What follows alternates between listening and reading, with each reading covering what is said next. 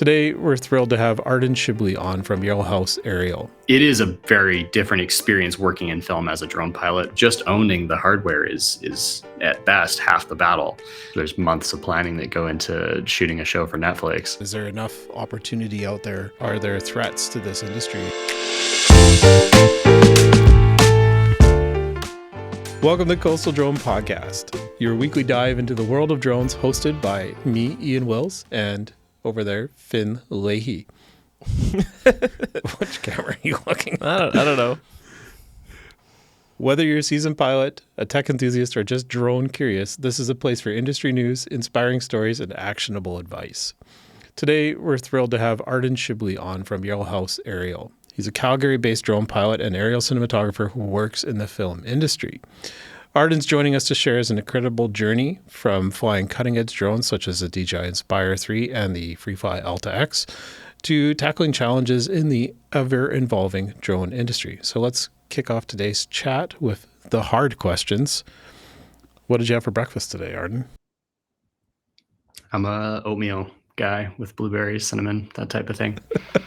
Good morning. How are you doing? Morning, good. All right. So, let's talk about what you do, how you got into this, what really first sparked your interest in drones. And I assume you started out hobby or like having an interest in this, and how did you transition to being a pro pilot?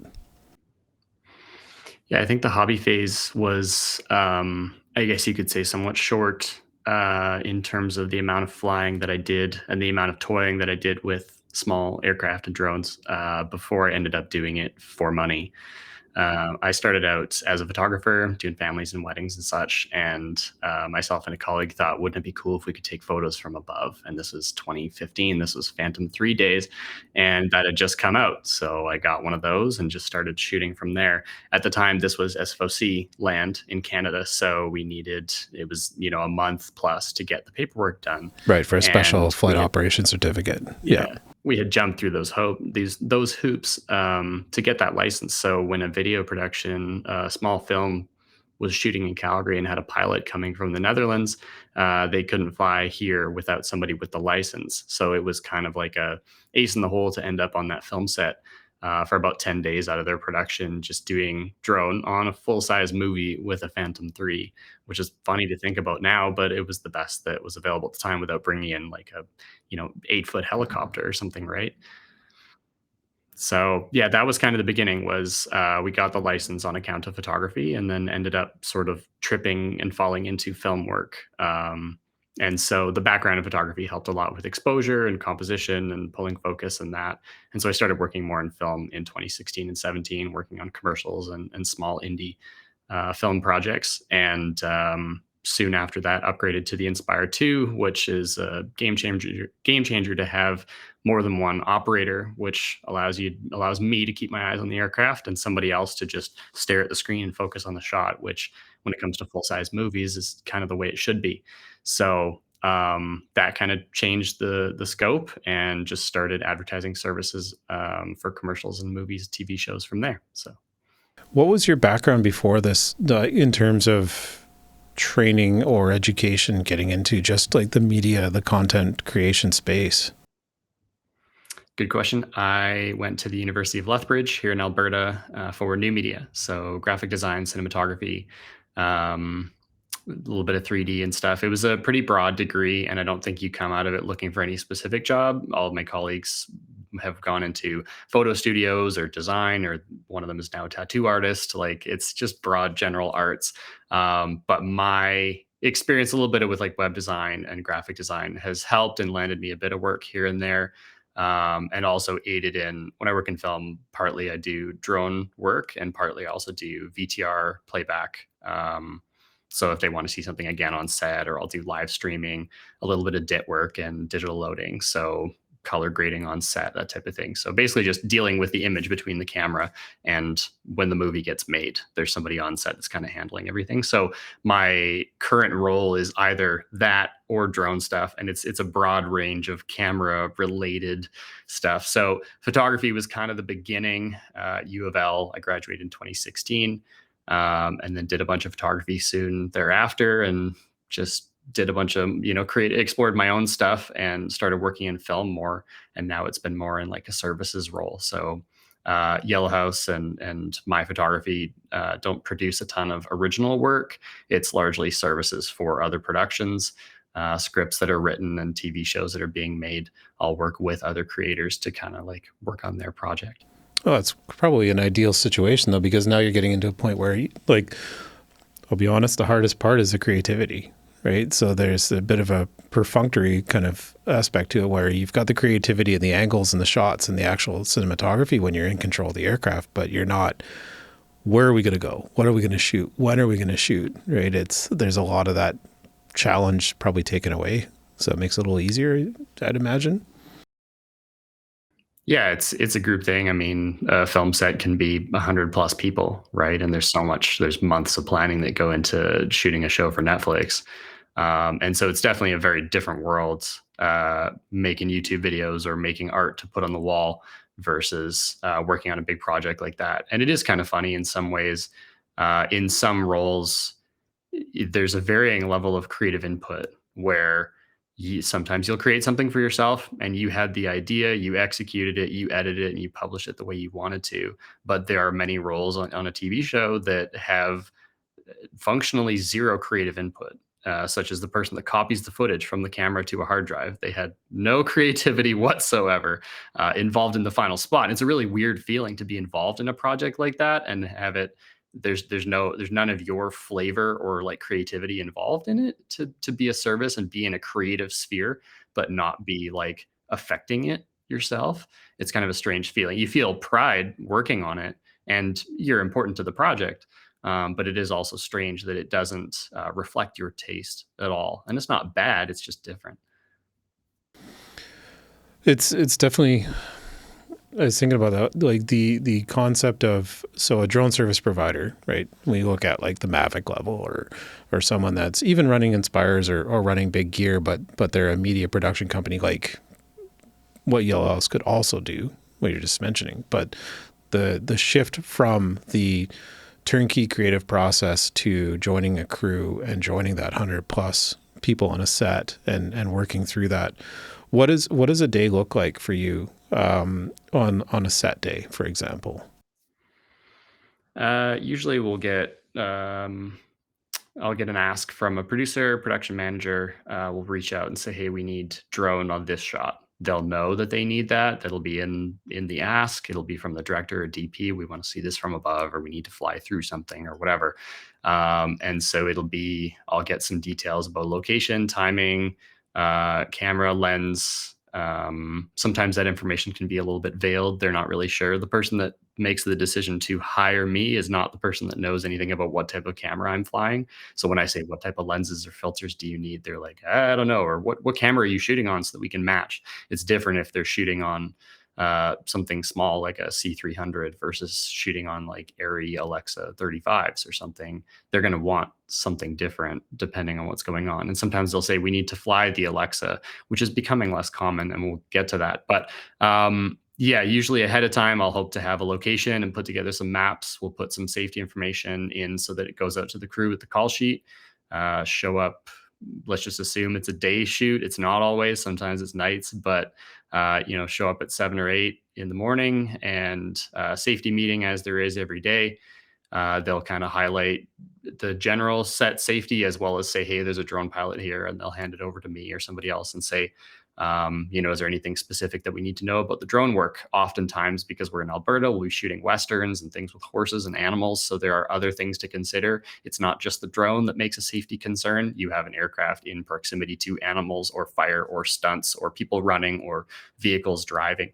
And that's like a complex scenario. So we're lucky if we get a chance to rehearse something, especially if it's like a big move or something complicated where you're not just flying one line or you're way up in the air looking at something wide. Sometimes it'll be a tight move or following somebody, from the side as they ride a horse or whatever, and that can take a number of tries. And the pace on a film set varies wildly, whether they want to do it 12 times and get it right, or whether they have time for 3 takes, and then they're like, that's good, we're happy, moving on. And sometimes if that's the last drone shot of the day, they're like, good, got it, moving on, and they carry on to something else, and you're done, all your gear's still set up, but the nobody cares what you're doing now. You get to pack up by yourself on your own time and go home. See you later. So yeah, it can be very anticlimactic. Got some questions, Finn? Yeah, I was just thinking. So you were talking about skills, like photography skills, beyond the ability to frame a shot or pull focus. Like what sort of, if someone was looking to get into this, what kind of stick skills, piloting skills would someone need? Are you doing complicated or advanced maneuvers, or is this like what's the practice schedule for your hands looking like? Oof. Yeah, I mean, I think knowing your stick mode is going to come, not knowing which stick mode you're in. Okay, I'm in mode 2. It doesn't matter. But however you want to control the aircraft, be it with your fingers or feet, doesn't matter. As long as you understand it and it's second nature, these are things that you want to show up and not be learning on the job, let's just say, right? If you show up with a camera, you need to know where the settings are. And it's kind of, I don't think that uh, stick skills are necessarily the barrier, where I think spending time with your equipment is super important. And there's this concept in film. I'm not sure how much of your audience is in like a film mode or aspect, and I'm sure there are many things to learn from Hollywood level $200 million productions down to somebody taking their Mavic Mini out to the farm or out to a field. I think we all dream to be there. Yeah, right. One day you will get there. You can get there. It's totally possible. So I think there in film there's a concept of a prep day, and this is probably similar to flying an actual aircraft, where you go through your aircraft and check out that everything is okay. And in film, you build your camera, you record some footage without being anywhere close to the set or without filming anything near what you're going to, and you try it all out and you test it, and so that when you show up on set, it's actually day 2, because day 2 always runs smoother than day 1. So um, spending time with your aircraft and your equipment in the configuration in which it will be when you shoot is important, because when you're on a job and somebody looks at you and says, can you do this? You don't want to have to learn that on the job or have to do it for the first time in front of somebody else. So doing the weird stuff and trying the gear in different configurations or different modes or different challenges, I think is like one of the big, I don't know if it's an obstacle, but it's something that helps a lot. When somebody says, can you do a flip? Then like, yeah, you should probably have done a flip yesterday or been doing flips this whole time, type of thing. So like anticipate those asks, and those can just be technical things, right? They can be like, oh, do you have a filter, like an ND filter for the lens? Be like, yeah, I have it. It's in my box, because I thought ahead. And just being able to say yes, be it a technical or an equipment piece of question or a skill or something you can do with the aircraft. So like, can you fly in a perfect circle? If somebody's going to ask you that, you should probably be practicing that on your own time. So you mentioned having ND filters. A question that we were thinking about is what's in your gear bag? Like when you show up to a job, what's every, and not only like maybe specific things, but like how much redundancy do you need? Like, do you show up with one Inspire, or do you have multiple aircraft in your arsenal for a day? Lots of people definitely believe in 2 is 1 and 1 is none. Sometimes there is a limit on that. When you have a car, you're not going to have a second car just waiting. What are you talking about? When you're shooting on an Alexa 35, you don't just have another one in the back of the truck. Like, that's not $100,000 camera is not something you just have a spare of. And so you have to be realistic about it, and being aware of what your plan looks like if something goes sideways is good, but you don't need 2 of everything necessarily. Yes, we have 3 Inspires. It's good to have a second one on set in case sometimes they just don't want it. They're like, nope, error, or I don't want to fly today, or something sideways or weird. It could just be like a footage, or it could be like a file problem, even not even like a SD card issue. as opposed to something with the actual aircraft. As you go to shoot and it's like format error, and you're like, well, I don't have another SD card. Like that type of thing can really bone you, even though it's not even aircraft related. So what's in our kit? I mean, aside from the obvious, probably over almost like 2 hours worth of batteries to fly, which always stretches out. Like when you have 15-minute flight time, let's just say 4 batteries at 15 minutes, you're not going to burn that in 1 hour. It takes you at least an hour and a half because you're going to talk about it. You're going to land, you're going to move, you're going to do something else. You're going to fly a battery in 2 parts, whatever. So about 2 hours worth of batteries, the lens sets, clear filters, ND filters for the lenses. What else are we looking at? Spare batteries for auxiliary things. If you have any monitors or controllers that have swappable batteries, that comes with. Spare set of props. I'm not sure. A puffer, an air puffer is really nice. The Giottos rocket blower. Have you seen these? Pretty, yeah, just a little standard. Because pressurized canister air can, if there's anything in there, that high pressure, and the fact that it's cold, so it creates condensation, which then can leave something on your lenses.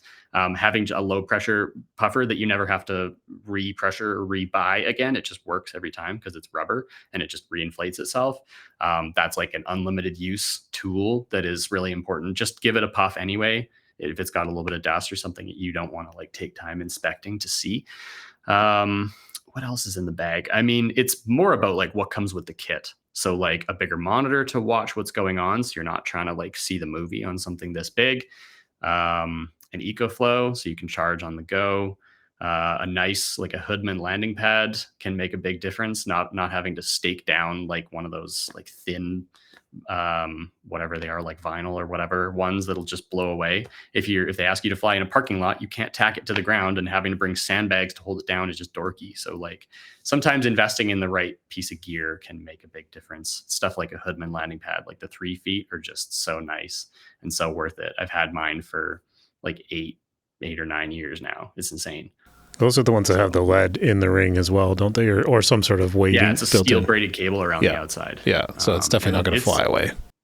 It's tough. Yeah, it's like tough stuff. It's been on every job: mud, rain, snow, winter, mountains, everything. It's heavy to carry. The thing weighs like 6, 7, 8 pounds, but it's worth it. And when you're bringing an Inspire, that's not crazy. So you can get the 3-foot ones, and they fold up to like this big or something in a little carry pouch.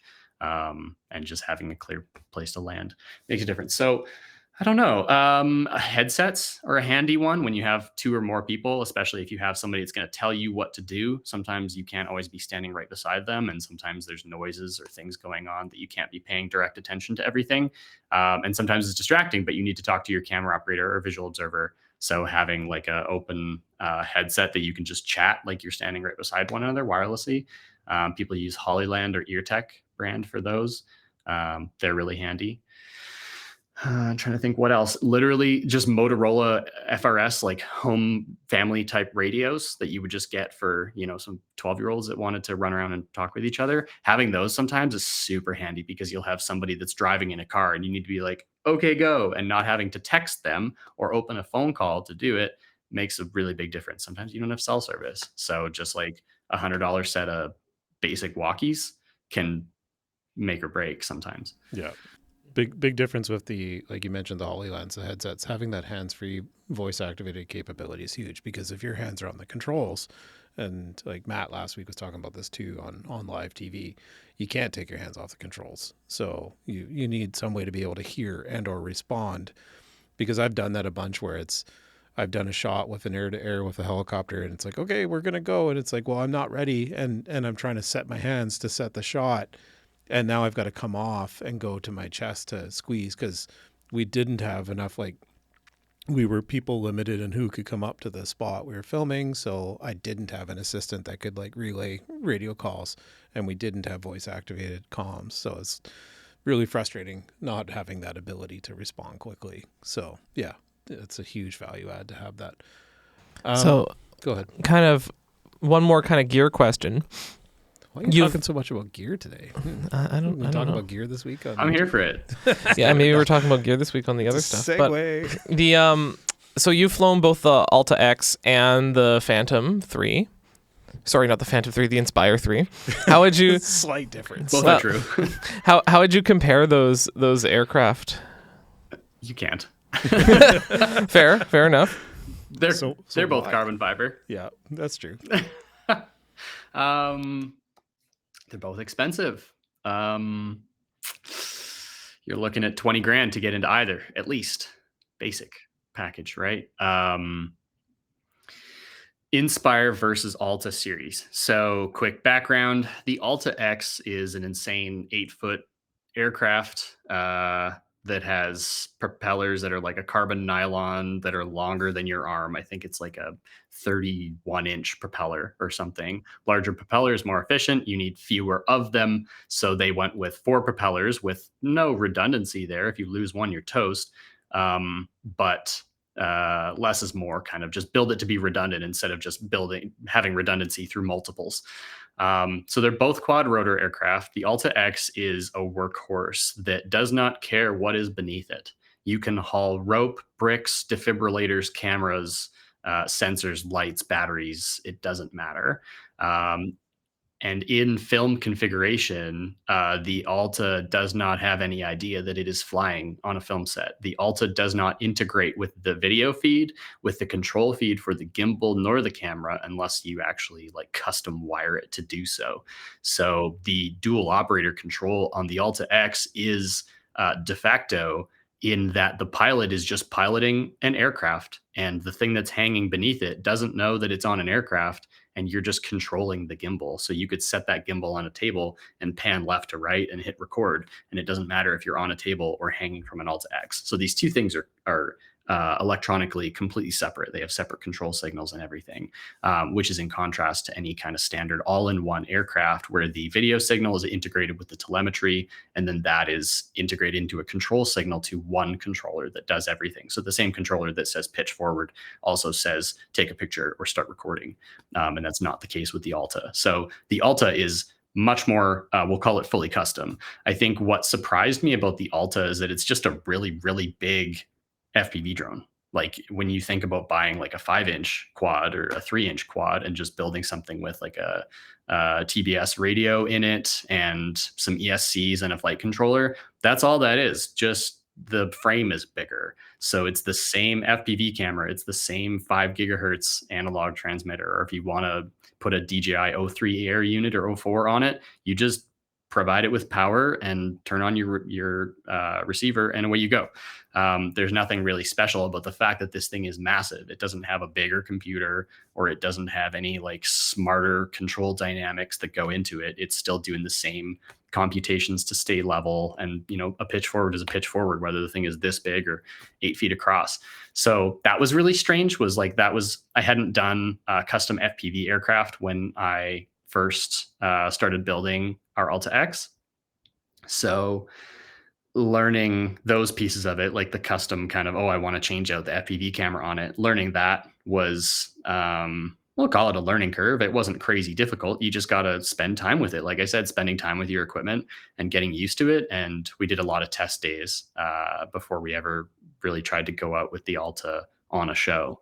So, to go back to the Inspire 3, Inspire 3 has so many creature comforts. That controller, the DJI, I think it's called the RC Pro. Plus.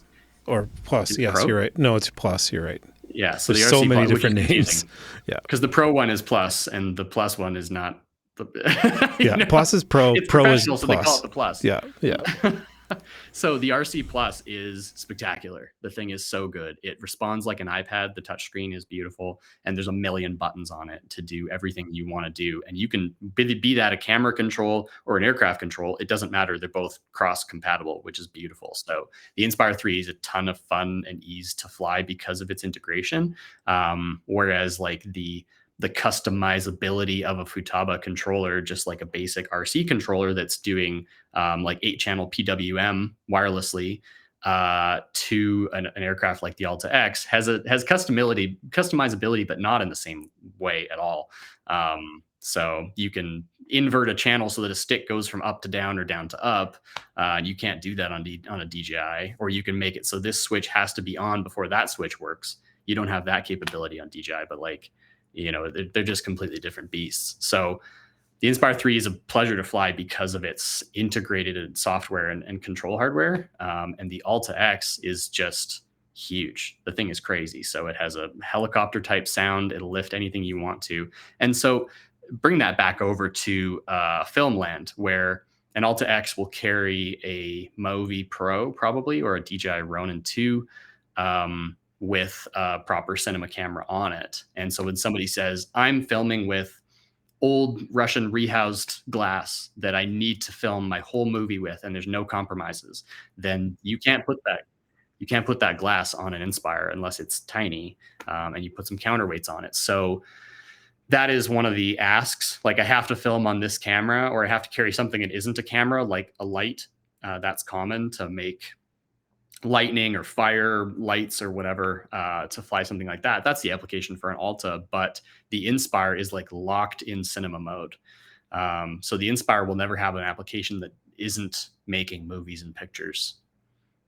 Like the Alta can hang something else, be it if you want to do like what is that? 1917, or what is that movie with like all the oneers, the war film? I'm embarrassing myself here. But they took a gimbal and they put it on a pole and they hung it from 2 hoops from like a techno crane, and then they picked up that gimbal and then walked with it. So you can do something like that with the Alta X, have a gimbal and then attach it to the drone, and the drone takes off, and nobody ever knows that you went from walking to flying in one take. You just can't do that. I mean, you can with an Inspire, but it's different. You're carrying it like an angry eagle the entire time. Yeah, so they're very different applications. I think the thing is you're very DIY when it comes to an Alta, because the pieces are customizable, which has a lot of benefits.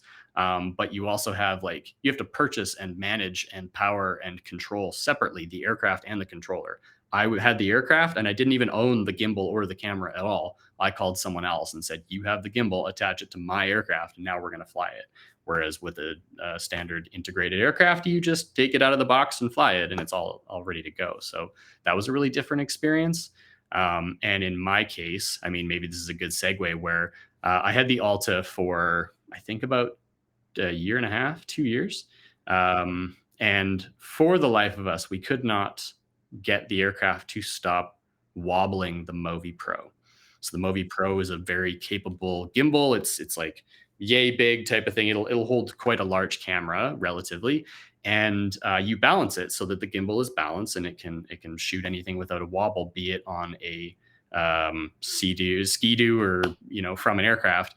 And no matter what we did, when you start the props, the Movi just started wobbling a little bit. And it was when the two were attached, and I tried everything, including going down to visit the manufacturer of the Movi, and they flew it and they said, everything's fine. I took it apart, took it back to Alberta, put it back together, flew it, and it wobbled again. So I reached out to every professional I could possibly find and every professional I knew. I spent so much time with their support team and hired somebody who knew the Ronin, the DJI Ronin, which is like Ronin Movi. It's like Coke and Pepsi kind of. And I hired someone with the Ronin instead, and they had operated it on Seasons of Heartland. So they knew the thing like the back of their hand. And I said, try to make this not wobble. And they said, I've never seen it do anything like this. And it wobbled too. So we sold the Alta and got the Inspire 3 instead. Yeah. So it's like a potential flight controller issue more than a marriage issue between the two. It wasn't electronic, because I mean, I could go through all the troubleshooting steps. It was insane. We took the Movi and powered it and said, okay, it's active and the gimbal is stable. And we flew the aircraft directly over top of it without touching, and the gimbal was fine. But the moment we attach them, you're toast. Wow. We said, okay, what about wireless signals? We shut off all sorts of different wireless systems. We flew the thing in dummy mode. We flew it in like operate yourself and don't even receive, control from the base station mode. Everybody was like, oh, it's your balance. It's not heavy enough. We added counterweights. We flew it fast. We flew it slow. We flew it high. And it's not just like, oh, it's Alberta, because people can fly Alta X's in Alberta without a wobble. I guess it's just my curse. I don't know. Yeah. The other thing is the phone has not been ringing off the hook for stuff of this size. Let me tell you, the ability for me to go out and take photos for something like TransAlta or Atco or just general photography would not be there with an Alta X, and the value of an integrated aircraft is so much higher. That's a great point to segue to what you're saying. So did you see you transitioned away from being basically just an aerial platform provider to being a turnkey image acquisition still or video platform at this point? And to like the Inspire 3 at a high level is right up there when it comes to cameras. Like you're not trading it. You're not really giving up image quality in the production sense. Like it's a full frame sensor. It shoots at 8K. It shoots in RAW. It's still arguably a potentially $40,000 to $50,000 flying camera, regardless of the drone that it's attached to. Right. So it's not an like. Does that really matter though? Like if you were to say we only shoot the Inspire 2 versus the Inspire 3 or like when it gets to the airframe's the same kind of is it diminishing returns at the sensor level? Does that really matter on a set, the camera? I think you're going to have folks that will care, and that's when it matters. So you have somebody that says, what size is this sensor? Because they're shooting on an LF and they don't want to an Arri Alexa mini LF, which has a large format sensor, it's called. So it's two Super 35 sensors turned on their side and stacked together to make a bigger image. And so when they're shooting on a big sensor and then you show up with your drone and your drone has a small sensor, that changes the way the picture looks for color, noise, lens angles, exposure, that type of thing. So a cinematographer will notice that difference in post. So when they look at you and say, what is that camera like and how much dynamic range does it have? Those are the times that if you're showing up with like an Inspire 1 and an X5, they're going to care for sure. They're going to probably turn their back. Yeah. I think if you navigated to my website, would you be able to tell the difference between Inspire 2 and 3? Not really. I mean, I'm happier with the images that I produce out of the 3, especially on the photo side, but the glass is the same. It's the same lenses. And so for me, flying the aircraft is way better. The Inspire 3 is a much more enjoyable experience, but the pictures and movies that come out of it they're sufficient. You can shoot 6K RAW on the Inspire 2 and it still can look fantastic. It is marginal improvements. Yeah. And when you're talking like diminishing returns, bang for buck, Mini 3, Mini 4, like hand over fist every time. You're supposed to say 500 gram drones or more. Needs a license. Yeah, like I think there's a linear improvement between like a Mini and a Mavic series where twice or 3 or 4 times the cost is going to be 4 times as good. A Mini can look like garbage depending what you're doing with it. And then once you get to like Mavic 3 level, going from there to an Inspire is a diminishing return. You're going to spend 10 times as much and the footage is not 10 times better. It's twice as good, maybe. So diminishing return in that aspect, I would say.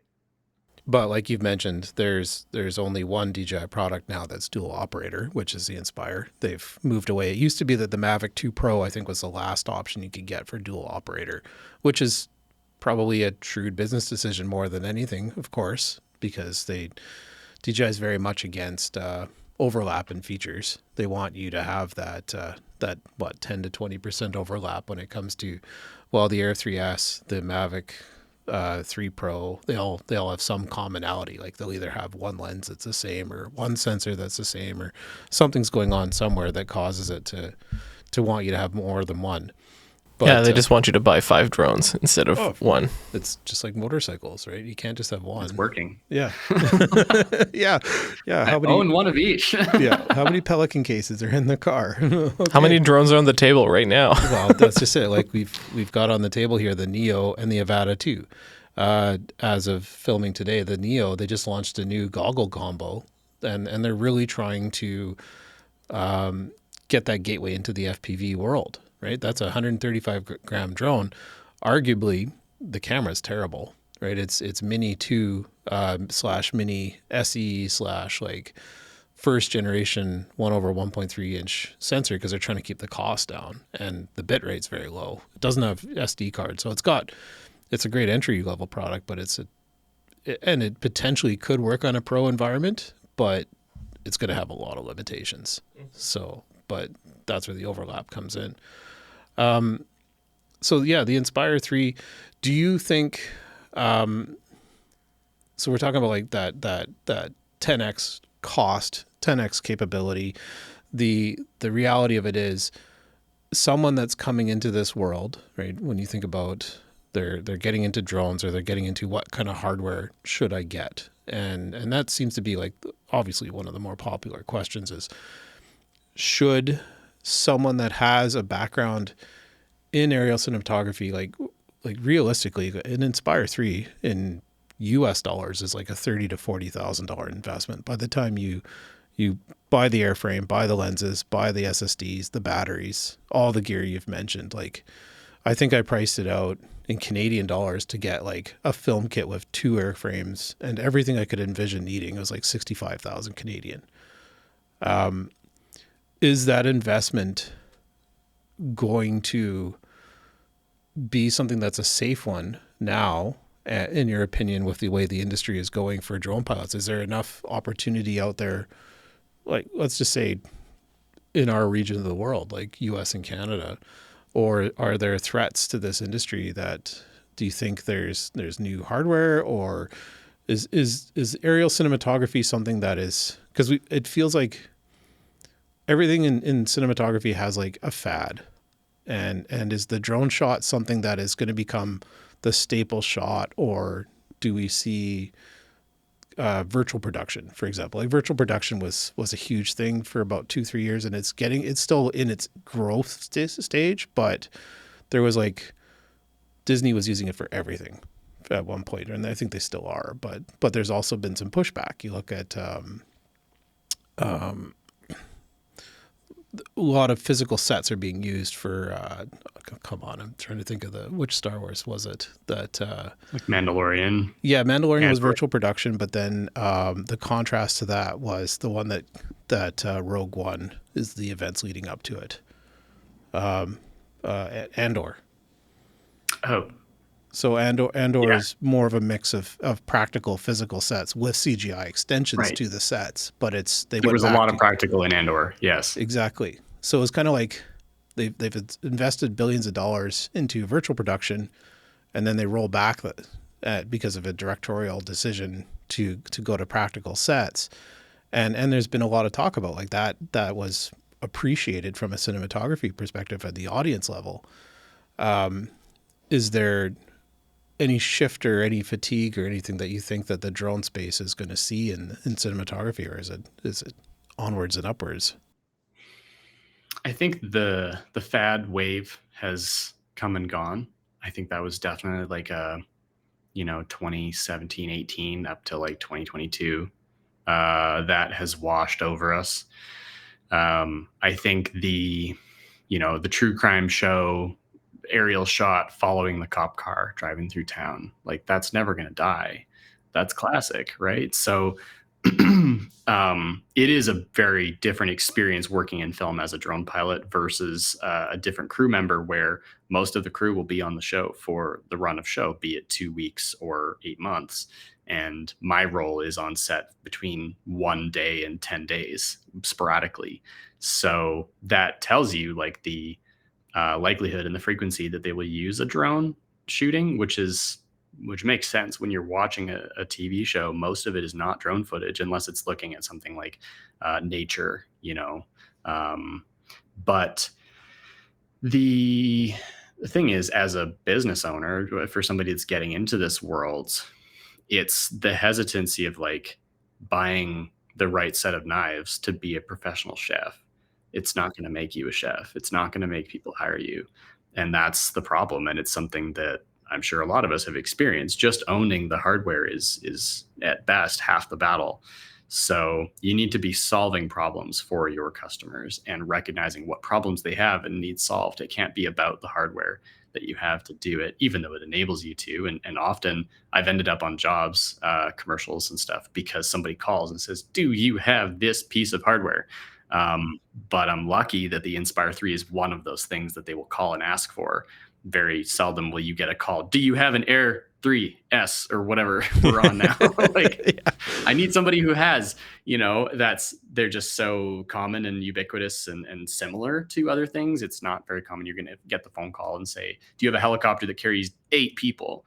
Like that can be a thing that you can say yes to, but whether or not owning that piece of hardware lands you work is very unlikely in the drone space. So you have to look at the problems that you're solving and the services that you're providing and understand that drones are a tool to do so. You can't just rely on having the hardware. And that was part of the problem with the Alta X was, at least in my sphere in Calgary, there wasn't that much demand for it. And just people saying, hey, I know a guy with an Alta X just wasn't ending up shooting. It didn't mean that we had Alta X's on films here. So it was the wrong tool for the job in terms of what was needed between size, cost, availability, and capability, where people weren't really saying, I need to fly this lens. They were saying, I just need an aerial shot quickly, and I don't want it to cost $10,000 for the day. And also, like, can you imagine the hassle of transporting an 8-foot aircraft? It's a lot. It barely fits in the trunk of a passenger vehicle. Like, you basically need a truck, like a large truck, to fit all the gack that goes with it. So Yeah, Sprinter van setup basically. mm-hmm. So you mentioned talk $100,000. Sprinter van is yeah. Well, that's just it. The dollar figure goes up fast. So you mentioned a little bit about people calling you based on gear and referral. How do you find work? Is it so you're in the film industry, so you're a union member as well? Does that help, or what is like the business development process for someone that's running in your world at this point? Yeah, good question. So I'm a member of 669, the film union for Western Canada. 667 would be Toronto and Eastern Canada. It's relatively small compared to IATSE as a whole, the International Association of Television and Screen Employees, that does, when you go to a Katy Perry concert and the show ends and a bunch of people walking in hard hats, those are IATSE members. So IATSE is a big umbrella that does television and stage. And then it has sub-unions for camera departments. So Local 600 is in Hollywood, and that's all the camera peeps in LA, that type of thing. So I'm a member of 669, have been since 2019. I worked on a show where I was hired by the production, and I did not know that it was a union show. And I showed up and they said, "You're union, right?" And I said, "What?" And so they're like, "Oh, you shouldn't be here if you're not in the union, because that's how those shows work." And the 669 and camera unions generally are not what they call hiring houses, where if you need a camera operator, you do not call the union and say, who is a cam op? You say, I have a bunch of money and I need to make a movie and it's going to be union. Now, are you union? Great, come on my show. It's not, you don't go through the union. So being a 669 member does not necessarily land me work. It opens opportunities for when somebody calls and says, can you work on a $200 million show for Netflix? That show's union, so I can say yes to that, but it doesn't land me work, at least not directly at all. So business development in my sense is very strange, because my client base is, like, you could count, it's 50 people, that would hire me in terms of TVs and movies. It's producers, it's PMs, folks that are either in town, or even harder is folks that are coming here from Toronto or Vancouver, coming to Calgary and shooting something, and they're looking for somebody local that has an aircraft or can shoot something that they need shot. So like, advertising to those people is a nightmare. Can you imagine trying to advertise to 50 people? It's not exactly a Google Ads spend, is it? No, not at all. So it's word of mouth. It can be capability and hardware based. So I need somebody that has this tier, and it means that the competition is not that. There aren't 20 companies in Calgary that do what I do. For a population of like 1.2 or 1.3 million, there's only a small handful of us. But it also means that there are only 2 or 3 productions running at any given time. So if you miss out on a job, that is significant.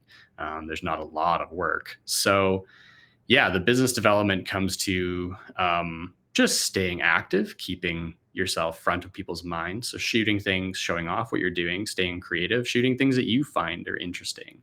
So a lot of my work in the last 2-ish years has been infrastructure related. So and a lot of green and renewables. So wind power, substations, batteries, hydro plants, that type of thing. It's important and it's marketable for these infrastructure companies that are growing and doing green tax credits or providing, saying your power is now renewable or whatever to the homeowners that are paying their utility bills.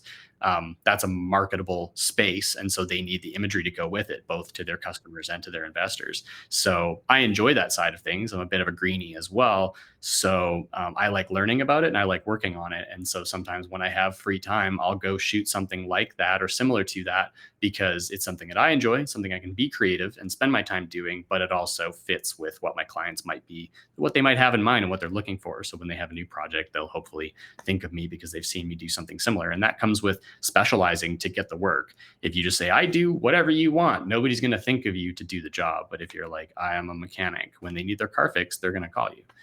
Like you've overcome with the FreeFly, obviously the technical issues and made a decision for your market and shown how you've grown from that and where it's come from. Industry wise, like I really I appreciate the fact that you brought it up and we kind of circle back on the gear, right? The gear isn't the answer. It's a tool in your tool shed that matters so much to the actual work that's going on. But this is something that we've talked about it on our YouTube and other videos, like why we didn't buy the Air 3S, for example. This perpetual march of advancement, the TikTok approach, and it's a marketing game, right? It's at the end of the day, there are truly great innovations that are happening in the hardware, and someone needs to buy the hardware, but not everyone needs to buy the hardware. Is really what I'm trying to say. Is you have a Nevada 1, you don't have to buy a Nevada 2 today just because it's come out. You have an iPhone 15 Pro, you don't need to buy a 16 Pro because it's out now. There's that diminishing return at the end, whereas you can have a hardware investment that lasts you a long time and get a real return from that hardware. I only like 7 years ago, I bought a video card for my computer, and I only just 2 weeks ago bought a new one because there was a hard return on a feature that I couldn't do. I wanted to play Flight Simulator without throwing up. Well, I needed a better video card to do that. So, but I want to do this so much more. Like we've talked about, like flying old drones on current jobs and just A/B testing the footage and proving that we have a Phantom 4 Advanced. It shoots in log. I didn't even know it shot in log because it was such a not that great of a drone in your mind compared to a Mavic 3 Pro and everything else. It's not a Pro. It's just a Phantom 4, but it shoots in log. So let's throw the footage up there and A/B test it and see, can you tell the difference? Especially when the majority of people that are buying consumer grade hardware these days, their end result for this product is YouTube. And until YouTube figures out HDR and really masters a standard that delivers it to every platform in the same consistent way, then does that really matter, other than if you're a data hoarder like me and you want terabytes of raw footage that 10 years down the road you still won't edit? So how many family trips have you done in HDR 10-bit footage that you just probably won't do anything with? I'm gonna go with 0 trips in HDR 10-bit. I have a lot. It's like, I shot this in log, and then I just never edit it because it's work. I got my still camera in 2017. It was the kit body it was Nikon's kit body at the time, and I still use it. It needs an upgrade. It's not a great camera, but if it's the option between bringing a DSLR and having those options at shooting in RAW and all that, and nothing. Yeah. Well, and that's the best camera is the camera you have on you. Exactly. Yeah. So to wrap it up, for aspiring drone pilots that are watching this now or after the fact, what advice would you give them on the start of their journey, either in general or especially if they're wanting to enter the film industry?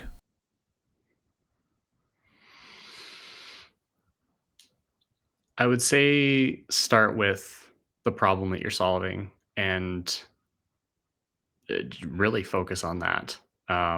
Where's the gap and where's the demand? And that will inform the hardware that you're using, which is, of course, like a service based approach.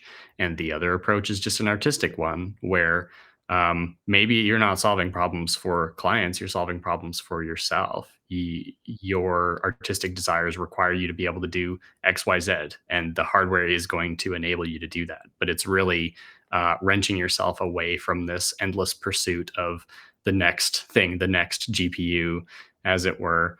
And it can be a great challenge to go back and play with old tools and see what you can create. And sometimes the client doesn't care what it was shot on. Your creativity and your personal touch or the problem that you're solving is going to be the key factor there. So like really take a moment and try to focus on that. I think that's really important. Yeah. Awesome, man. Well, thank you so much for coming on. I really appreciate you taking the time to work through this with us and share your story. Where can people find you if they're interested in seeing your work or seeing more from you? Where can people find you? Yeah, it's your turn to plug. Mostly yellowhouse.tv. That's our website. And on Instagram, YH_Aerial. Just that hard one to spell, not like the mermaid, but the Aerial Cinematography. So on Instagram, just search YellowHouse Aerial, you will find it. And that's usually where I'm posting, be it something from set or something that we're working on, all that infrastructure stuff I was talking about. So are you working on anything you can share right now that are cool or? Right now things have slowed down a bit. Worked on a few commercials, worked on The Abandons, which just wrapped in Calgary. That was a $200 million show for Netflix with Gillian Anderson and them. So it's a Western and there's lots of stunts and fire and whatnot. So that should be cool to see it when it comes out. And this summer worked on a TV show called Back to the Frontier, which was take a couple families and toss them into the 1800s and like no running water or anything for 2 months. Kind of like Alone, but not. They had support. They had like clean water, but aside from that, they had to farm and milk cows. Wow. That's a cool concept. Yeah, it was legit. It was for 2 months. It was a crazy experience. So they did a great job. It was a production out of the UK and they killed it. It'll be on some networks probably in the spring. So little TV shows, commercials, that type of thing. Crocs was another cool one. The shoes or the footwear? Yeah, the shoes. Oh, yeah. Cool. Shot that in Drumheller. It was sweet. So awesome. Next time you're looking into your ads, it's going to be Arden behind the camera. Awesome. All right.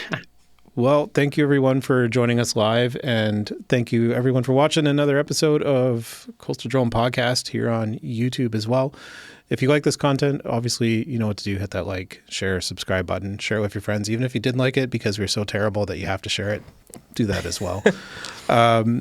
Next week, we're going to be looking at DJI alternatives. We're going to look at what else is out there, right? I think it's kind of timely with what's going on in the world. It's time we take another look at what else is out there that isn't from DJI. So stay tuned for that next week. Thanks again for watching, and we'll see you guys next time.